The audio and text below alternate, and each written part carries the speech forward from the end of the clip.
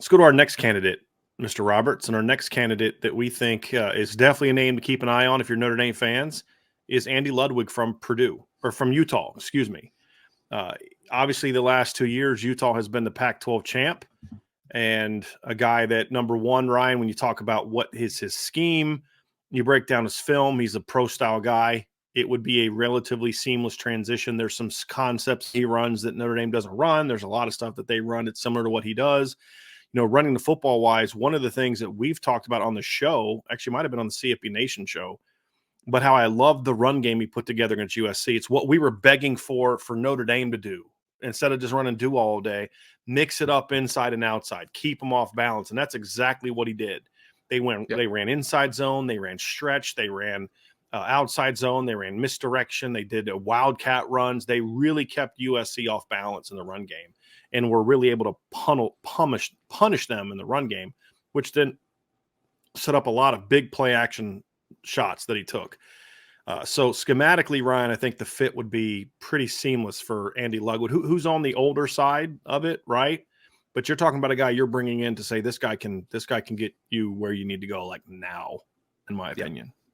Well, and he's a guy. I mean, I love that you started with the run game stuff for a second, right? Because we have had the one big thing, the one big negative that we were talking about during the season, and that Notre Dame fans were kind of inkling, is that you wanted Tommy Rees to be more diverse with how he uses his running backs because they're different, right? That was our biggest complaint. And then they would just do duo over and over and over and over, right? Andy Ludwig, this past 2 years, has had 3 completely different types of running backs, right? You have Tavion Thomas, who was a hammer, 240 pounds. You have Jaquin Johnson, who is a former Texas quarterback that's like a 6'2", 225-pound kind of glider. And then you got Micah Bernard, who's kind of the twitchy dude, right? A little bit of a smaller back. And you saw it. I mean, inside zone, outside zone, some power concepts. They really do mix it up a ton. And the thing that I really like about it as well is, he's averaged over 38 points a game in back-to-back years. And I would argue that he doesn't really have a ton of talent to work on. No. I mean, Tavion Thomas is going to be in a camp this year for the NFL. I don't know if he's going to get drafted, though. Micah Bernard is a good college player. Jaquin Johnson is a good college player. I don't know if those are NFL players, though. Right. They have Dalton Kincaid, who's an NFL player. Brant Keithy, who's a pretty good college tight ends. They have a bunch of solid college receivers. And then they have Cameron Rising, who I would say is not incredibly talented, but you've gotten a lot out of Cameron Rising the last 2 years. Yeah, good college quarterback. You're going to have 3 quarterbacks, I'd argue 4 quarterbacks on your roster with better arms than Cameron Rising.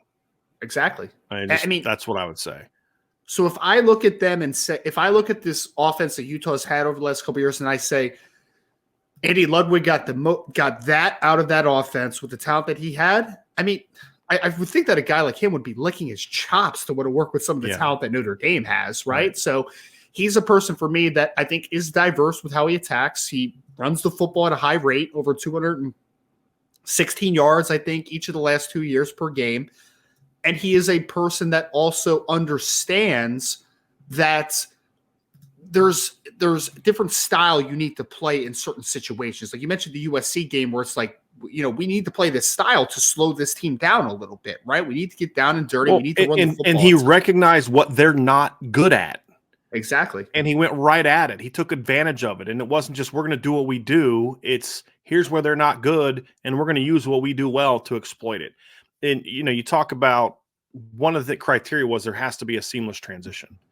Yep. And to me, the transition there is he might have the most easy transition into Notre Dame's offense because he likes to mix up his personnel, but he likes to use a lot of 12 personnel. And Notre Dame's got a system that can do that. He likes to throw to the tight ends a decent amount. Part of that is because they don't have great receivers. Their most talented players were their tight ends the last couple of years. But in other years, a little bit more receiver oriented when they've had better receivers, which they just don't have great receivers right now, to be completely honest with you. So that's why they did use the tight ends a lot more in recent seasons. So, I think he'll adapt to what they do and based on the personnel, but that personnel fits what Notre Dame does very well. And when, it doesn't matter who they've had at running back, they get production in the run game every year. He understands being balanced, and you start giving him better weapons in the pass game, then guess what? He's going to He's going to throw the ball more effectively and more efficiently. And here's the other thing I like too, Ryan, is they're a very efficient offense, despite having a quarterback who honestly isn't the most accurate guy in the world, to be completely honest with you, in Cameron Rising. So he's a gamer, he's gutsy, he's gritty, but he's not a super talented guy, which is why he's still in college football, in my opinion, and not off to the NFL. So I think Andy Ludwig would make a lot of sense. And I think scheme-wise offensively, run game also, there's a lot of carryover. He would fit in very well with what Notre Dame does. Because like the duo emphasis that Notre Dame was this year, I mean, I'm sure Harry Heastan likes duo as well, loves duo, but that was a Tommy Rees thing more so. When Harry was here the last time, they were inside-outside zone, G-scheme, buck sweep, counter type of offense. So Harry Heastan can coach whatever the heck you need him to coach. Right. But I think we see a lot of zone stuff that Heastan used to do a lot of which is why he was brought to Notre Dame. That's what Brian Kelly brought him. They wanted to go away from being a pin and pull team to more of an inside zone, outside zone type of team. And that's what Andy Ludwig would do a lot of. Play action, mixing up the different. I mean, he's had different backs. I mean, went from Zach Moss, who was a monster under him. Monster. Yeah. I mean, he'll build around the person. I think that's one thing he's shown at Utah, Ryan, is he'll build around his personnel relatively well. Well, in my opinion. I mean, you mentioned Zach Moss. I'll mention Tavion Thomas, and they're kind of cut from a similar cloth as far as being bigger backs, physical. And I think that's the thing for me, is that you look at what Notre Dame has and talk about the seamless transition. If he can get that much out of, and Zach Moss was a 3rd-round draft pick, so I'm not going to act like he's not talented, right? Zach Moss was a talented football player. But if you get as much as you did out of Tavion Thomas over the last 2 years, you don't think Andy Ludwig looks at Audric Estime like, I could do that, man. Like, that's the type that I've been doing well with. Talk about Micah Bernard is kind of that, outside-oriented slasher type. Get him in space a little bit. Well, you have Chris Tyree in the backfield, right? The one thing that they did have at receiver, they weren't incredibly talented there, but they had a couple pretty tall dudes outside. Number 17, I think, was like 6'4"-ish. Like, he's a tall dude. They had some success with him, especially in the bowl game. Cameron Rising, I think, is stylistically pretty similar to Sam Hartman. I think Sam Hartman is considerably more talented, in my opinion, but they are similar-ish football players, right? So I think that you look at what he did at Utah and you juxtapose that to what Notre Dame has. I feel like, if anything, it's similar, except it's supercharged at Notre Dame, which I think gets you really excited, obviously. A lot of the stuff that we kind of wanted Tommy Rees to run a lot more of, he does at Utah. Now, he's the one coach on here that I have not seen a ton of RPO from, but he has some. And I think that would be something that you could potentially adopt with kind of who you are and what you're trying to bring. And here's the other thing too, Ryan, here's my test. My test is, what do you do relative to what people around you did? And when you look at Utah from the 4 years, because he's been there 4 years, 19 through 22, the 4 years before, Utah started in 15, 30.6 points per game, 29.8, 29.5, 28.1. So from anywhere from 28.1 to 30.5 is the best they did. Yards per game, 363 and 5.1 per play. 430.7, 5.8 per play. It's a pretty decent year. 413 and 5.6 and 395 and 5.7. So never over 6 yards a game, which is the minimum where you want to be. Right. In the 4 years with him as the offensive coordinator, they have been, his first year, 32.3 points per game. So already higher. It was the most points they scored. I'm trying to find it. It's the most points they scored since 2010. If you remember, they were in the Mountain West back then. And that was a team that Notre Dame came and played. They came into Notre Dame and scored 3 points. So 32.3, 30.2. That was during the COVID year. If you remember, they only played 5 games. Then they went 36.1 and then 38.6 yards per game, 429 and 6.6 per play. Significant jump in yards per play. Then they were 409.8 and 5.9. That was the COVID year. Then they jumped up. And if you remember the COVID year, the Pac-12 started super late. At first, they weren't going to play that season. Then they decided to play. It was a disaster of a season for the Pac-12. It was a mess. It was a mess. Right. Yeah. And so when you look at their numbers, that was the anomaly. So then in 2021, 431.5 yards, 6.4 per play. And then in 2022, they were at 466.9 and 6.5 per play. So significant jumps, in my opinion, in yards, not so much yards per game, but yards per play. Yes. And that's the big thing for me. It shows a great deal of efficiency. And he did it in all of those years, Ryan, without ever having a big-time quarterback. With all due respect to Cameron Rising, with all due respect to Tyler Huntley. Yeah. You know, I mean, and honestly, I mean, if you look at Tyler Huntley, who's now a Pro Bowl quarterback in the NFL, which is insane. Is he like the only guy that wanted to be in it? He threw like 3 touchdowns this year. So yeah. Right. Yeah, it's like he's the only guy left that would say yes. Right. Exactly. Tyler Huntley in the year before he showed up, before Andy Ludwig showed up, completed 64.1% of his passes, 7.6 yards per attempt. The number 2 quarterback who also started games that year was a 6.9. And their 2 starting quarterbacks combined for 17 touchdowns and 12 picks. The very next season, Tyler Huntley at quarterback with Andy Ludwig as the coach completed 73.1% of his passes, averaged 10.3 yards per attempt, 19 touchdowns, and 4 interceptions. That's a big jump from your quarterback. The other thing is that in 4 years, Utah played for the Pac-12 championship in 3 of those 4 years, won it twice. The only year they didn't, the COVID year. Yep. And so, you know, again, and then here's the thing, same thing in Wisconsin.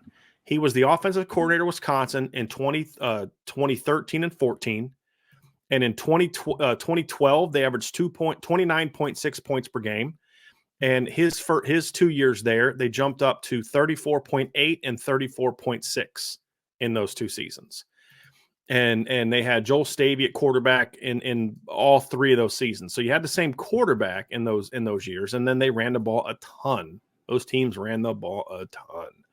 Yes, and then you look at his success at Vanderbilt, and here's one that got me, Ryan, was his success at Vanderbilt. So he takes over Vanderbilt as the offensive coordinator in 2015, and they're a train wreck. You know, so they're 17.2 points per game the year before. His first year they're at 15.2, then they jumped up to 23, then 24.6, and his last year Vanderbilt jumped up to 28.5. And they were actually a decent offense that year. If you remember correctly, that was the Vanderbilt team that almost beat Notre Dame in Notre Dame Stadium. And they finished that year. Here's what Vanderbilt did on offense in their last 5 games that year. Scored 45 points at Arkansas, 28 points at Missouri, 36 in a win over Ole Miss, 38 in a win over Tennessee, and then 38 in a bowl loss to Baylor. That was with Shermer and Jared Pinkney and all those guys, right? They fell off a cliff too. Yes. They fell off the cliff the next year. That was going to be my thing. He takes that job gets him to Utah the very next year with pretty much the same players. You didn't have the quarterback. He wasn't there, but you still had Keyshawn Vaughn. You know, you still had Kalijah Lipscomb. You still had Jared Pinkney. The only thing you lost was your quarterback. And they went out that next year. They got in Riley Neal. Remember him from Ball State, transfers in from Ball State as the quarterback. They dropped down to 16.5 points per game. The next year they were 14.8, 15.8, and this year they were back up to 24.6. So to your point, they steadily rose every year under him from a team that scored in the teens, and immediately he leaves and they go back to the teens. Yeah. Right. So you got to, and so it happened at Wisconsin. It happened at Vanderbilt. It happened, and they went to a bowl game that year. Vanderbilt went to a bowl game that year, by the way. And then it happened at Utah. Yeah. And it happened to Utah. So you follow patterns, right, Ryan? And to me, that's a tracker of success. And I also love the fact, and this is just my personal bias, I love the fact he coached with Jeff Tedford. I have a great deal of respect for Jeff Tedford as an offensive mind, especially back when Jeff Tedford was coaching. And so that's always one that I look at and say, hey, I like guys that have been able to work with people that know the position.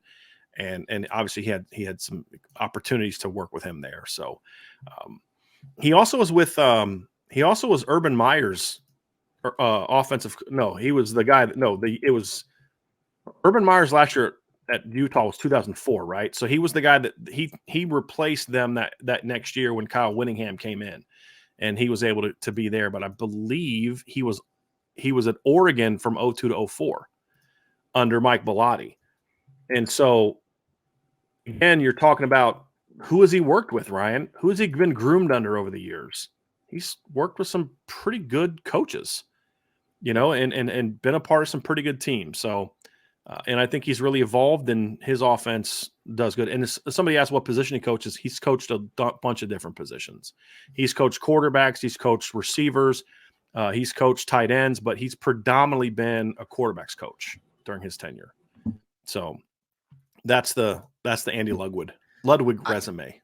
I think he is a guy that I would say has a very high floor as a offensive coordinator, right? Like, I think there's a couple guys on this list that, like, you could say maybe have a little more, like, ceiling conversation, right? Possibly if everything works out. But I mean, I really like the possibility of Andy Ludwig. I really do, because I mean, if he could do that with minuscule talent compared to where you are at Notre Dame, you talked about Vanderbilt, you talked about obviously Utah.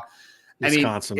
Wisconsin is, Wisconsin, similar pathway, right? Limit talented quarterback and receiver. Yeah. Yes. Joel Stave, you mentioned, who I haven't heard his name in several years, right? But if you could do that with talent that is minuscule compared to what you have at Notre Dame, I mean, you have to like where you are, right? I mean, if the baseline right now is that at Notre Dame last year, you averaged 31 points a game, you have to like the fact that, like, every single year, for the most part, Andy Ludwig has improved his offense steadily every single year. Like, it's never been a plateau up. It's never been a downslide. Like, he's always just kept the team moving in the right direction, and it's dependable type of offensive coordinator calling. Like, I really think that he would bring a tremendous baseline potentially if he was the guy that ultimately ended up with the job.